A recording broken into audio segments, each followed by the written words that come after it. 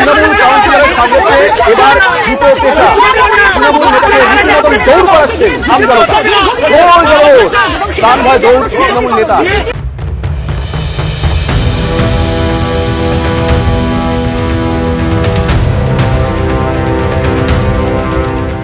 BJP ক্ষমতা এলে মাফিয়াদের কি হাল হয় তা টের পাচ্ছে পশ্চিমবঙ্গের তৃণমূল নেতারা।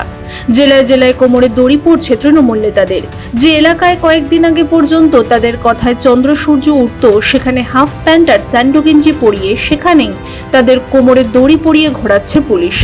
তৃণমূলী জঙ্গলরাজ শেষ করতে ক্ষমতায় এসেই রাজ্যের দুষ্কৃতীদের ওষুধ দিতে শুরু করেছে শুভেন্দু অধিকারী সরকার। তাতে কাজও হচ্ছে মন্ত্রের মতো। কিন্তু উত্তরপ্রদেশের মুখ্যমন্ত্রী যোগী আদিত্যনাথ আবার মাফিয়াদের এত সহজে ছেড়ে দেওয়ার পাত্র নন। তার ওষুধ একটাই, এনকাউন্টার। গত 9 বছরে তার শাসনে উত্তরপ্রদেশে 17,000 এনকাউন্টার হয়েছে। সেই এনকাউন্টারের হাত থেকে বাঁচতে এবার থানায় এসে হাতে প্ল্যাকার্ড ধরে যোগীজির কাছে ক্ষমা চাইল সে রাজ্যের দাগের দুষ্কৃতীরা, যাতে এনকাউন্টারে বেঘরে প্রাণ না যায়। এক সময় যে উত্তরপ্রদেশকে বলা হতো মাফিয়া রাজ এবং অপরাধীদের স্বর্গরাজ্য, আজ সেই উত্তরপ্রদেশের ছবিটা পুরোপুরি বদলে গিয়েছে। যোগী আদিত্যনাথের জামানায় অপরাধ দমনে ইউপি পুলিশ এখন এতটাই আক্রমণাত্মক যে ডন এবং দুষ্কৃতীরা আজ নিজেদের জীবন বাঁচাতে থানার সামনে লাইন দিয়ে আত্মসমর্পণ করছে। অপরাধের রাস্তা ছেড়ে স্বাভাবিক জীবনে ফেরার শপথ নিচ্ছে। সম্প্রতি গাজিয়াবাদে উত্তরপ্রদেশ পুলিশের এক নজিরবিহীন উদ্যোগে প্রায় 150 দুষ্কৃতীর হাত জোড় করে মুখ্যমন্ত্রী যোগী আদিত্যনাথের কাছে ক্ষমা চাওয়ার দৃশ্য সমাজ মাধ্যমে ঝড় তুলেছে।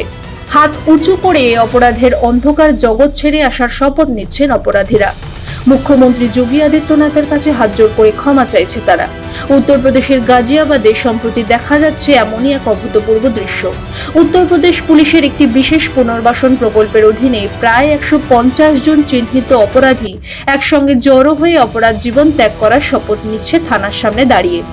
সমস্বরে শপথ নিয়ে তারা বলছে, আমরা শপথ নিচ্ছি যে ভবিষ্যতে আমরা আর কখনো কোনো অপরাধ করব না বা কোনো ভুল কাজের সঙ্গে যুক্ত হব না।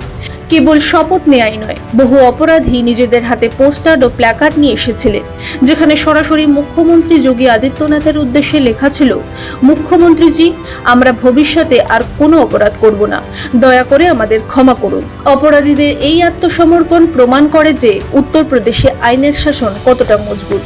অপরাধীদের মূল ধারায় ফেরাতে অপারেশনের ক্লিন সুইপ অভিযান চালু করেছে উত্তরপ্রদেশ পুলিশ। লক্ষ্য, রাজ্যে কোনো ব্যক্তি যেন অপরাধের সঙ্গে যুক্ত না থাকে।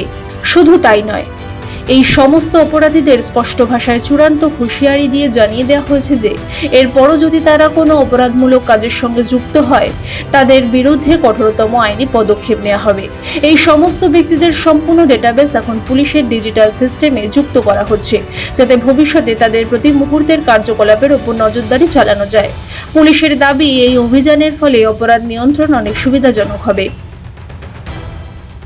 কিন্তু অপরাধীদের মনে হঠাৎ এই আমূল পরিবর্তনের কারণ কি? কেন আজ যোগী রাজ্যে অপরাধীরা বুক ফুলিয়ে ঘুরে বেড়ানোর বদলে হাত জোড় করে ক্ষমা চাইছেন? উত্তরটা লুকিয়ে আছে অপরাধীদের বিরুদ্ধে যোগী আদিত্যনাথ সরকারের জিরো টলারেন্স নীতিতে।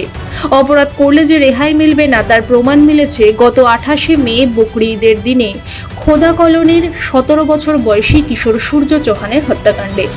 বন্ধুত্বের সুযোগ নিয়ে চক্রান্ত করে সূর্যকে বাড়ি থেকে ডেকে নিয়ে গিয়ে সূর্যকে নির্মমভাবে ছুরি মেরে খুন করে আসাদ নামে এক স্থানীয় যুবক এবং তার সহযোগীরা। ঘটনার ঠিক পরের রাতেই পুলিশের সঙ্গে এক এনকাউন্টারে খতম হয় মূল অভিযুক্ত আসাদ। অন্যদিকে তার বাবা নবাব এবং সহযোগী আরিফ ও ফারহানকে পুলিশ গ্রেফতার করেছে। অপরাধীদের বিরুদ্ধে যোগী সরকারের এই তৎপরতা গোটা উত্তরপ্রদেশের অপরাধীদের মেরুদণ্ডে ভয়ের কাঁপন ধরিয়ে দিয়েছে। গত 9 বছরে উত্তরপ্রদেশে যোগী আদিত্যনাথের সরকার রাজ্যের আইন শৃঙ্খলার ব্যবস্থার চেহারা বদলে দিয়েছে। গাজিয়াবাদের এই দৃশ্য তারই এক জ্বলন্ত উদাহরণ। একসময় যে রাজ্যে সাধারণ মানুষ রাতে বেরোতে ভয় পেতেন, আজ সেই রাজ্যে অপরাধীরাই পুলিশের ভয় কাঁপছে। মাফিয়াদের সম্পত্তি বাজেয়াপ্ত করা থেকে শুরু করে অপরাধীদের বুক কাঁপানো এনকাউন্টার, যোগী সরকারের এই বুলডোজার নীতি ও ক্লিন সুইপ অভিযান আজ উত্তরপ্রদেশকে দেশের অন্যতম নিরাপদ রাজ্য করে তুলছে। সাধারণ মানুষ আজ শান্তিতে বুক ভরে নিঃশ্বাস নিচ্ছেন, আর অপরাধীরা হয় জেলে নয়তো সমাজ সংস্কারের হাত তুলে থানার দোরগোড়ায়। ব্যুরো রিপোর্ট, মাধ্যম।